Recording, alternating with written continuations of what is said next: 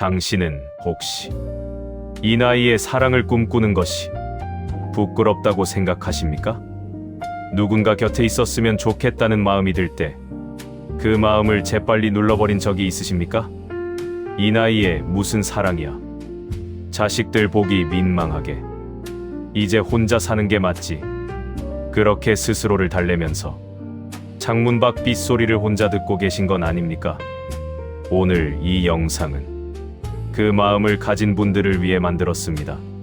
사랑이라는 단어 앞에서 자신도 모르게 고개를 숙이게 된 분들, 살면서 너무 많은 걸 내어주고 정작 자신을 위한 선택은 한 번도 해보지 못한 분들, 오늘만큼은 잠깐 그 짐을 내려두시고 저와 함께 앉아 계셨으면 합니다.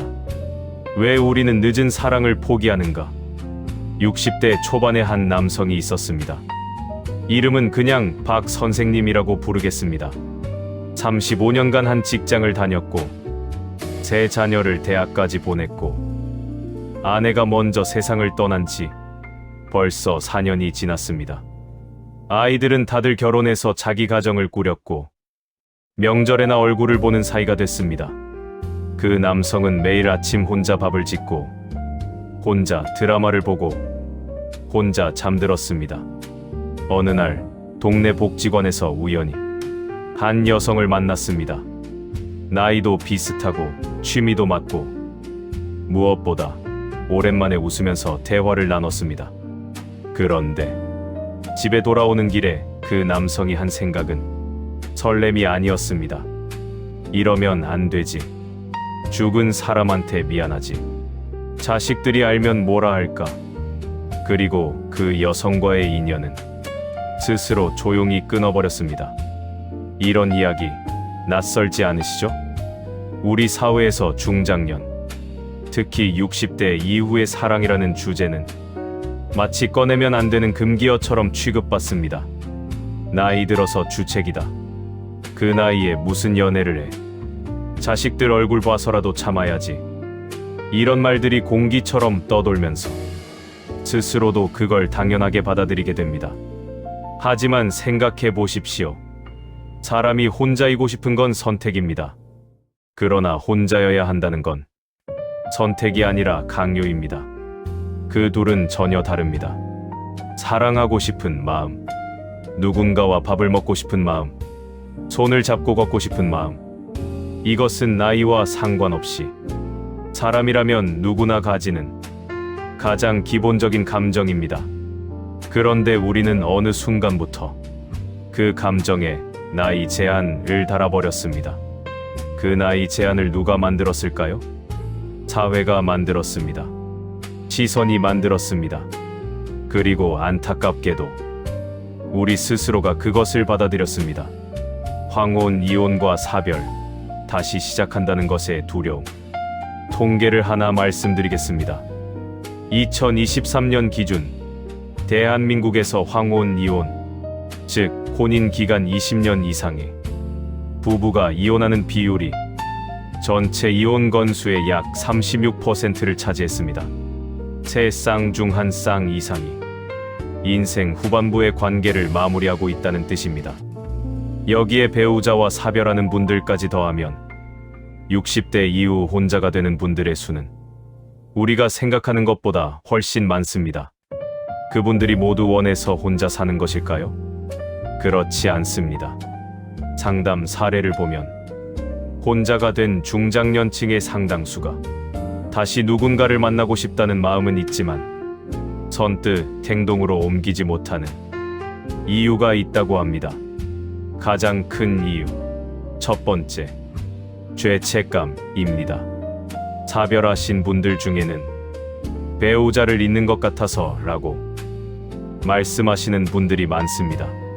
새로운 사람을 만나는 것이 마치 먼저 떠난 사람을 배신하는 것처럼 느껴진다는 거죠. 그런데 조용히 여쭤보겠습니다. 먼저 떠난 그 사람이 당신이 남은 인생을 혼자 외롭게 살기를 바랐을까요? 진심으로 그게 그 사람의 바람이었을까요? 두 번째 이유는 실패에 대한 두려움입니다.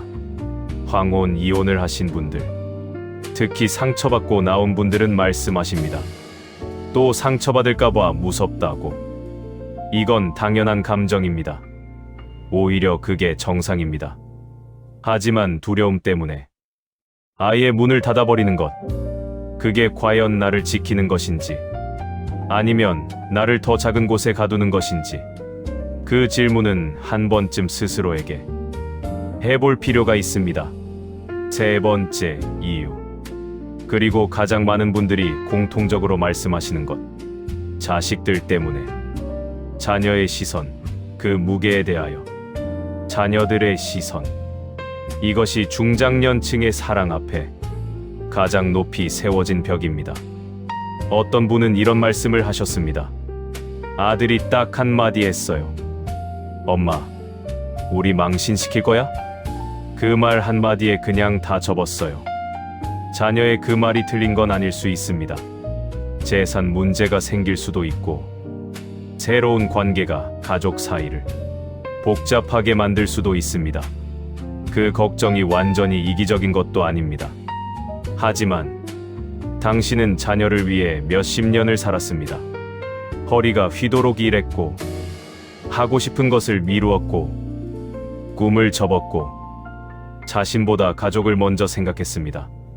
그렇게 다 내어주고 나서 이제 남은 시간은 당신 것입니다. 자녀들이 부모의 남은 삶을 설계할 권리는 없습니다. 부모가 외로워도 되는지 사랑해도 되는지를 자녀가 결정해 줄 수는 없습니다. 물론 자녀와 충분히 대화하고 관계를 상하지 않게 가는 것이 중요합니다. 그 과정이 쉽지 않다는 것도 압니다. 그런데 이런 생각은 해보셨나요? 자녀가 반대하는 진짜 이유가 부모의 행복에 대한 염려인지, 아니면 자신들의 불편함 때문인지, 그 두 가지는 다릅니다.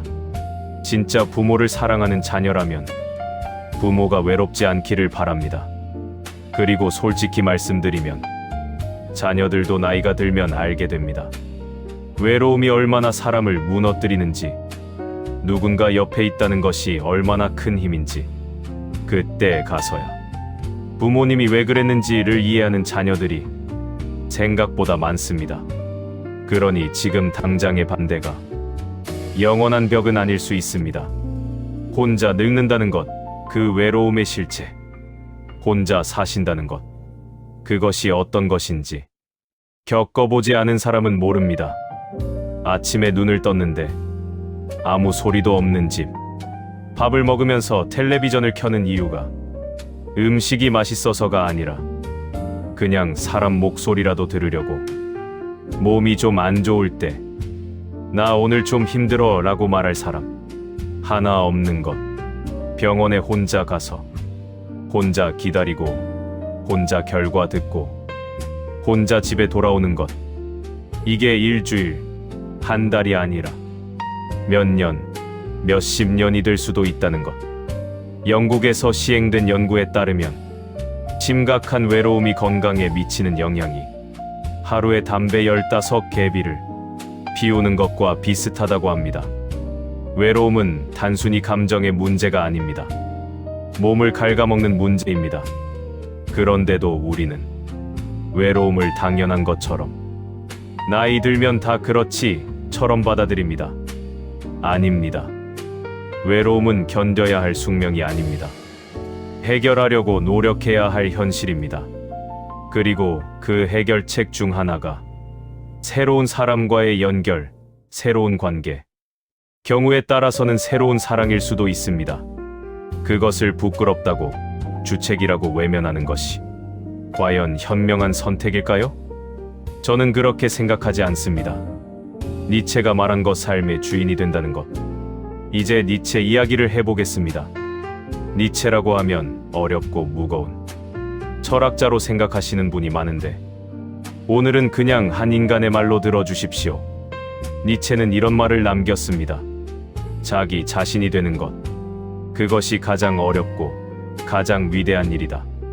짧은 말이지만 이 안에 굉장히 많은 것이 담겨 있습니다. 우리는 평생 역할로 살아왔습니다. 누군가의 자녀로, 누군가의 배우자로, 누군가의 부모로, 누군가의 직원으로 그 역할들을 다 잘 해내느라 정작 나라는 사람이 무엇을 원하는지, 나라는 사람이 어떻게 살고 싶은지를 생각할 겨를이 없었습니다. 니체는 그걸 꿰뚫어 봤습니다. 그는 사람들이 자신의 삶을 살지 않고 타인의 기대와 사회의 시선에 맞춰 그저 주어진 틀 안에서 움직이는 것을 가장 큰 비극이라고 했습니다. 그리고 그는 말했습니다. 내 삶을 살아라. 다른 사람의 삶을 대신 살지 말아라. 지금 이 말을 여러분께 드리고 싶습니다. 당신이 자녀의 시선에 맞춰 선택을 포기하는 순간 당신은 자신의 삶을 사는 것이 아니라 자녀의 삶을 대신 살아주는 것입니다. 당신이 사회의 시선 때문에 마음을 닫는 순간 당신은 자신이 아니라 그 시선의 노예가 됩니다. 니체는 이것을 노예 도덕이라고 불렀습니다. 남의 기준에 맞춰 스스로를 올가매는 것. 그 반대를 그는 주인 도덕이라고 했습니다. 자신의 가치와 선택으로 삶을 만들어가는 것. 어렵게 들리십니까? 그냥 이렇게 생각하십시오. 당신이 원하는 것이 무엇인지, 당신이 어떻게 살고 싶은지, 그것을 스스로 묻고 스스로 결정하는 것. 그게 전부입니다. 그게 인생의 주인으로 사는 것입니다. 그리고 니체는 또 이런 말도 했습니다. 사랑은 의무가 아니다. 사랑은 넘쳐 흘러야 한다. 자신 안에 가득 찬 것이 밖으로 흘러나오는 것. 그것이 진정한 사랑이다. 이 말이 젊은 사람에게만 해당되는 말일까요? 아닙니다. 오히려 긴 세월을 살아오면서 상처도 받아보고 기쁨도 알고 슬픔도 겪어본 사람 안에는 더 깊고 더 성숙한 무언가가 가득 차 있습니다.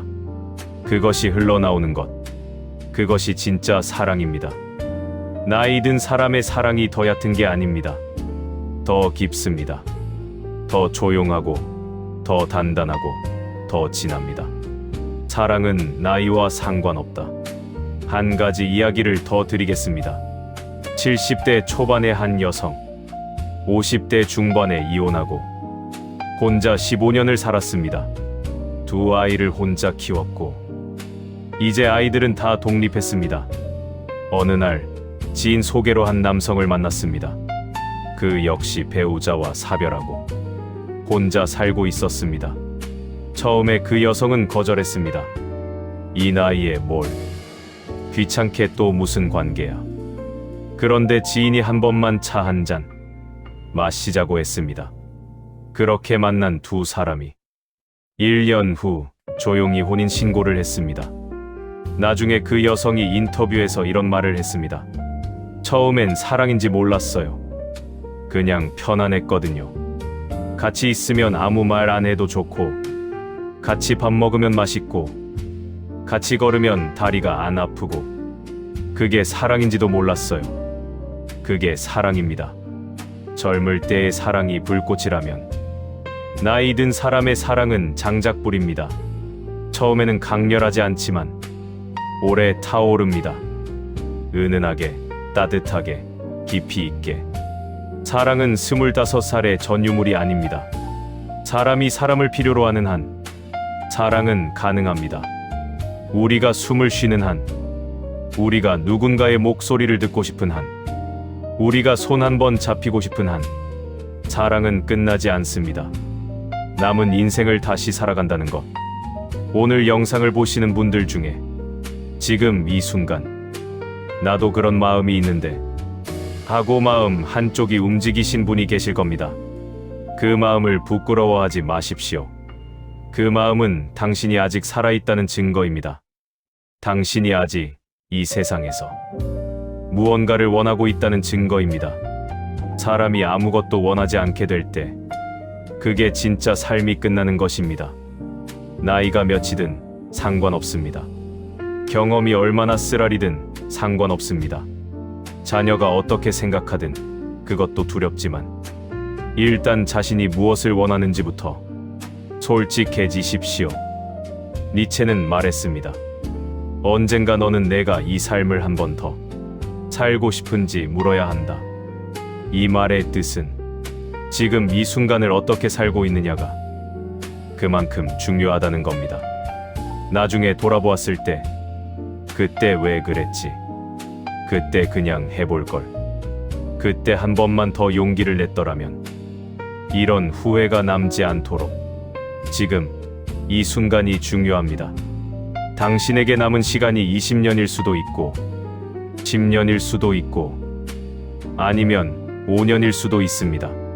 그 시간을 타인의 시선을 의식하며 움츠러들어 보낼 것인지 아니면 조금이라도 자신을 위해 자신이 원하는 방식으로 살아볼 것인지 그건 오직 당신이 결정할 수 있습니다. 늦은 게 아닙니다. 지금 이 순간이 당신 인생에서 가장 이른 순간입니다.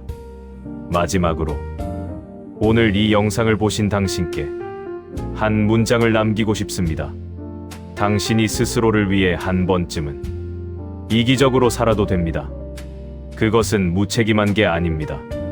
그것은 당신 자신을 존중하는 일입니다. 당신은 충분히 살았습니다. 충분히 내어주었습니다. 충분히 버텼습니다. 이제 조금은 받아도 됩니다. 이제 조금은 원해도 됩니다. 이제 조금은 사랑해도 됩니다. 누가 뭐라 해도. 그리고 만약 지금 이 순간 마음속 어딘가에 누군가의 얼굴이 떠오른다면 그 마음을 너무 빨리 지우지 마십시오. 그 마음이 어쩌면 당신의 남은 삶을 바꿔줄 시작일 수도 있으니까요. 늦은 나이에 다시 사랑해도 괜찮습니다. 아니, 늦은 게 아닙니다.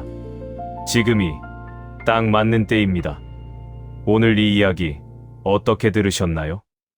혹시 마음 한쪽이 뭉클하셨다면 댓글에 짧게라도 남겨주십시오. 나도 그런 마음이 있었다는 한마디가 이 영상을 보는 다른 누군가에게 큰 위로가 될 수 있습니다. 우리는 생각보다 혼자가 아닙니다. 구독과 좋아요는 큰 힘이 됩니다. 그리고 마음을 쉬게 하는 철학 이야기 늘 함께 하겠습니다.